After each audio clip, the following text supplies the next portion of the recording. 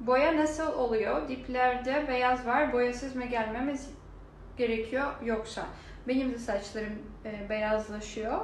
O yüzden CNC XT kullanırken ister bakımlar arasında boyatma yapabiliyorum. Saçımı boyattırabiliyorum.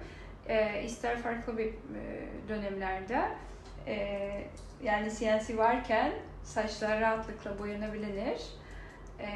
Ama dilerseniz bakımlar esnasında da boya yaptırabiliriz. Dolayısıyla isterseniz boyasız gelin, isterseniz boyalı gelin. Bizim için fark etmez. Muhteşem saçlara kavuşma zamanı geldi. İsterseniz rengi de değiştirebilirsiniz. Her türlü tasarımı beraber yapacağız burada. Bekliyoruz. Bye.